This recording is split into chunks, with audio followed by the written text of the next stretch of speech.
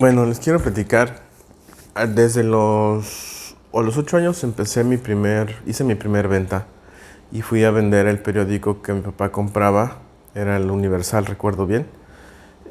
Tenía ahí un montón de periódicos y me dijo, pues, ¿qué te parece si los vas a vender? Y los fui a vender a la vuelta de mi casa a un negocio de una cristalería, una fábrica de cristal. Y me los compraron. Después fui a otro negocio que era una cristalería y también me los compraron. Y después aprendí que el señor de la fábrica de cristal me dijo, si me traes el periódico completo sin que le falte nada, yo te lo compro mejor.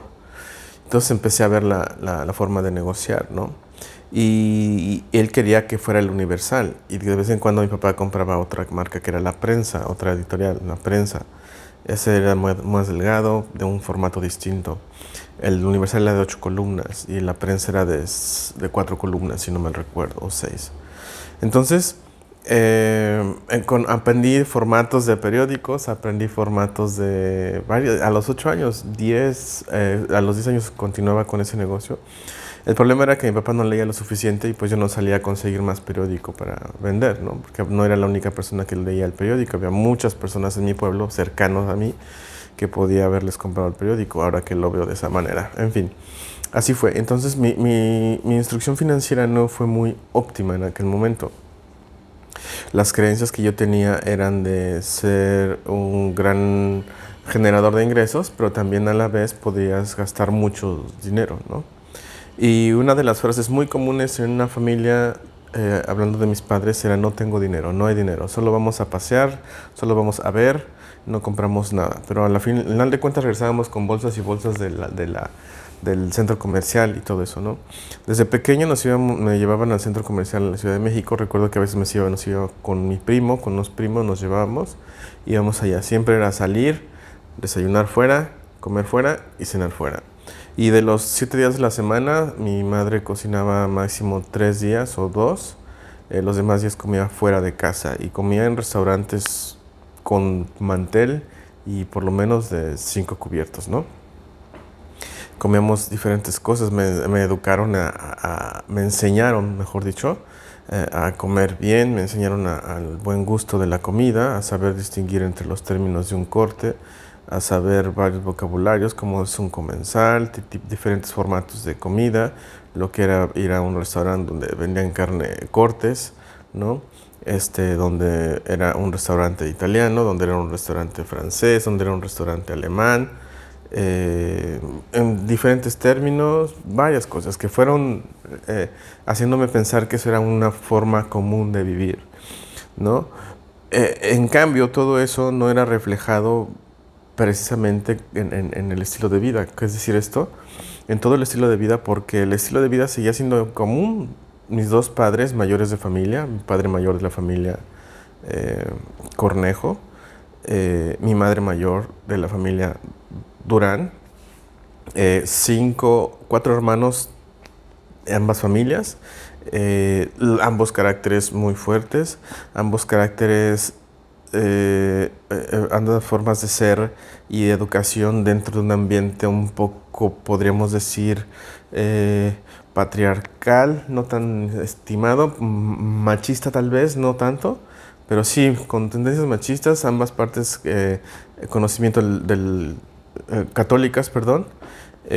Mi madre más católica, muy arraigado, mi padre católico más o menos arraigado. Mi padre venía de un ambiente donde era muy común utilizar pistola y andar siempre armados, ¿no? Recuerdo que incluso, y bueno, por parte de mi madre, pues charrería, charros y también había pistolas, nunca se usaba el arma, ¿no? Incluso el arma que me heredó mi abuelo siempre estuvo trabada porque no la usaba, entonces las balas intactas, ¿no? Y nunca lo usaba, en fin. Varias experiencias sucedieron en mi infancia, en mi adolescencia. Y hablando de la forma de ver las cosas, de la forma de ver el dinero, mi abuelo generaba muchos ingresos. Mi abuelo paterno, yo recuerdo que no tenía problemas de flujo, una casa grandísima, nada de organización en esa casa había, recuerdo yo. En fin, era había un cuarto como de trebejos, una bodega, y estaba llena realmente de trebejos. Tú entrabas ahí, a mí me encantaba entrar porque yo veía tantas cosas nuevas y así que nada usaba, echándose a perder. Y decía, wow, qué padre, las usaba. Y cuando me gritaban salía en chinga y como que yo no había estado ahí, ¿no? Era interesante ver cuántas cosas había en ese cuarto. De repente usaba algunas cosas para jugar, otras me permitían usar, otras no, y bueno, así fue.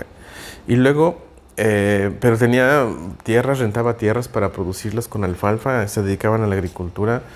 No faltaba jamás dinero, hacían unas fiestas espectaculares, fiestas donde mataban 3 a 5 borregos, invitaban al gobernador, no sé, de Hidalgo, todo eso en abundancia, muchas relaciones con la gente del gobierno, bien parados siempre, había palancas. Mi abuelo fue uno de los principales, eh, ¿cómo decirlo? Como una cabeza, como un, no, no es presidente municipal, es un alcalde de la población esa. Y pues bueno, logré ver su credencial el día que ahí que tenía para portar armas y todo el rollo.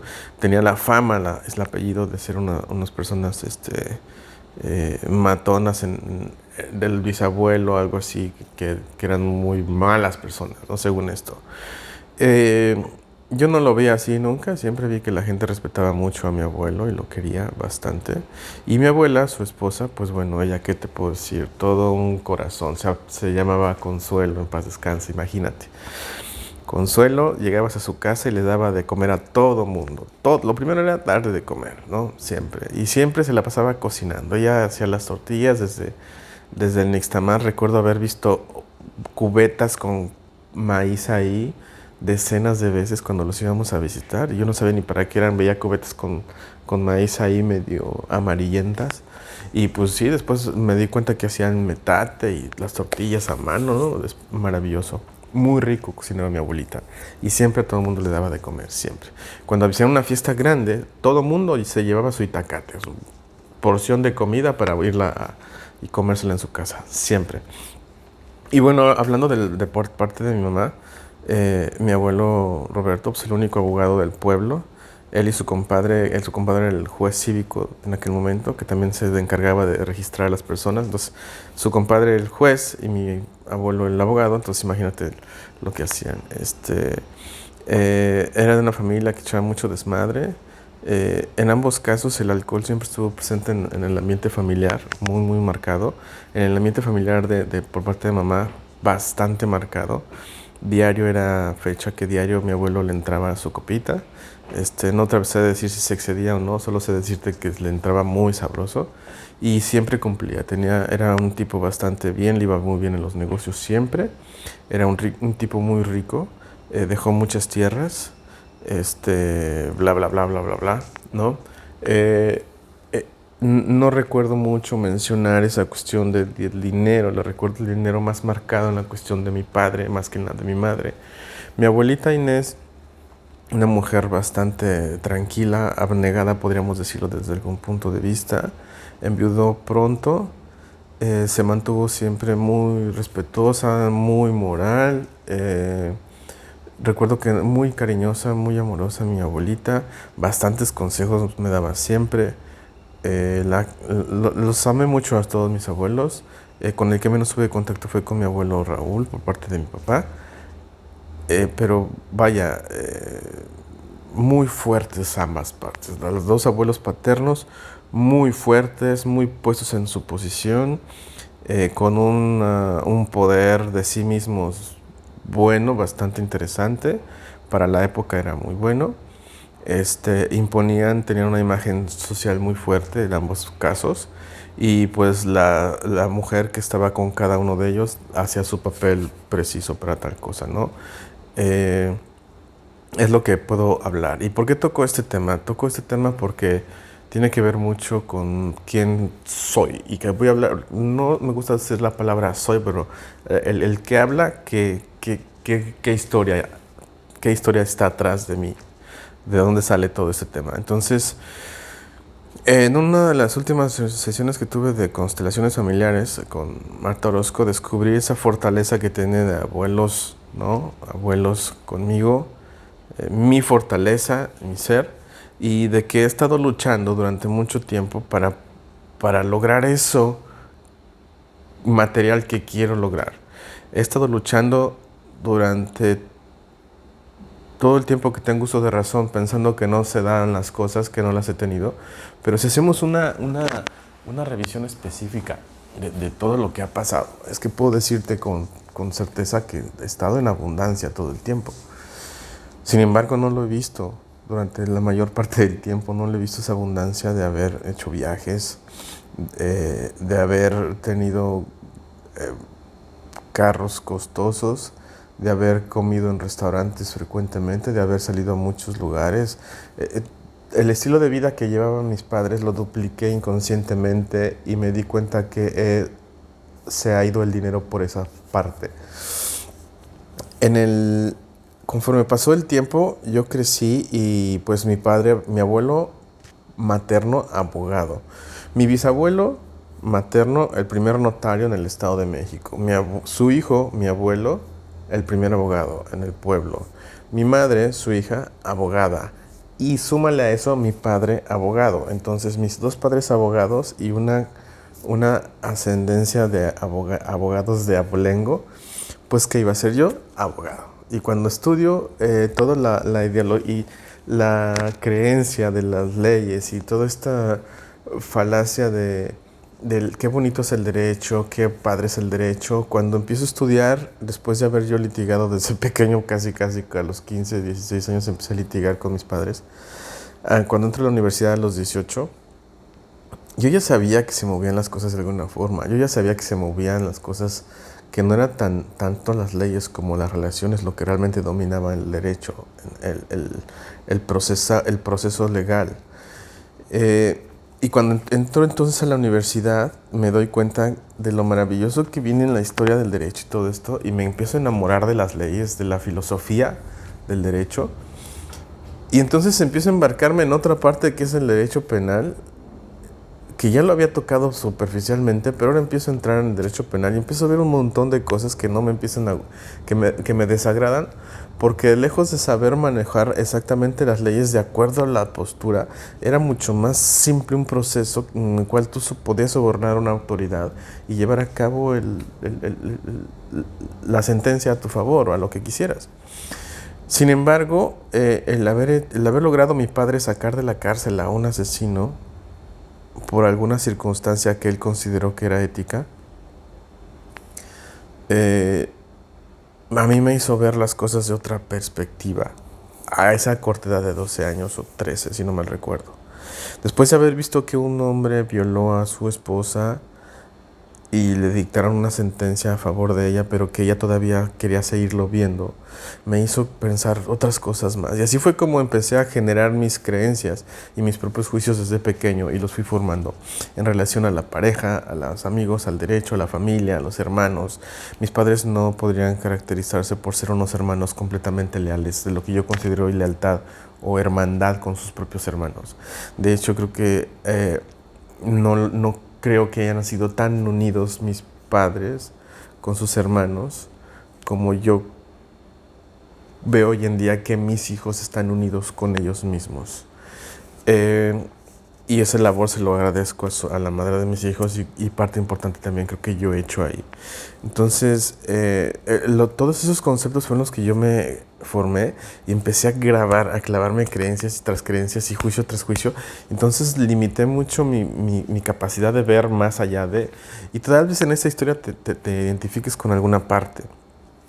Voy a regresar al tema de la universidad cuando estudiaba Derecho. Mientras estudiaba Derecho, la verdad es que siempre la escuela, nunca me ha gustado la escuela. La escuela me ha parecido algo que, chingada, ¿por qué tengo que obedecer a este güey que está enfrente de mí? ¿Por qué tiene que evaluarme si yo sé más de lo que dice el examen? Y muchas cosas más. No me pareció, y además ahora descubro que el sistema educativo realmente nada que ver con el desarrollo de una persona. Es al contrario, nada que ver. Sin embargo, para poder sustentarte en una vida económica y estar dentro de un parámetro de economía global, tienes que tener algo de conocimientos, un poquito de facilidad de palabra, y un título puede avalar varias situaciones dentro de un ambiente donde vale más un título que la calidad de una persona, que siempre es el ambiente económico, ¿no? Pero bueno, yo creo que precisamente por eso es que estoy hoy aquí hablando de estos temas específicos. Así que estudié Derecho, después estudié Planificación Territorial, pero volvamos a la edad de los 18 años.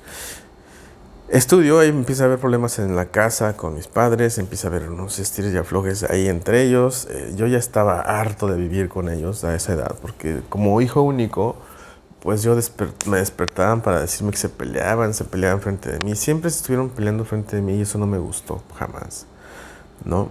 Me ponía muy tenso y yo me ponía mis audífonos de pequeño o me dormía o trataba de ausentarme de esa discusión porque siempre era viajar todos los domingos o sábados o fines de semana, era hacer un pequeño viaje, aunque sea ida y vuelta el mismo día o viajar, pasar la noche en otros lugares, siempre era cada 8 días, a menos que estuviéramos en casa el domingo para estar con la familia, pero salíamos viernes y sábado o solo sábado o a veces domingo. Con la familia me refiero a todos los hermanos de mi mamá o a los hermanos de mi papá, ¿no? Allá en Hidalgo o en Texcoco. Y bueno, así se fue dando. En cuanto a bienes y sustento, jamás me fue nada mal con mis padres. Siempre estuvo en abundancia, casi siempre. Yo puedo decir que el 99.9% de las ocasiones. Aunque mencionaban que no había, mencionaban escasez, vivían en escasez, hablaban en escasez, se cuidaban como escasez, daban a la gente como escasez. Siempre había abundancia. Mis padres compraban unos 6, 7, 8, hasta 10 kilos de carne para invitar a la familia y comer en el rancho que tenían, en la casa de campo que tenían ahí en Texcoco. Y nos poníamos una no tanto medio borrachera, con unas carnes asadas, bla, bla, bla. Muy padre todo ese tema. Unas fiestas súper opulentas, había una familia de amigos ahí en Texcoco que eran muy opulentos. Y bueno, se aventaban unas fiestas de desayuno, comida, cena, recalentado al siguiente día. Y bueno, ¿qué te puedo decir?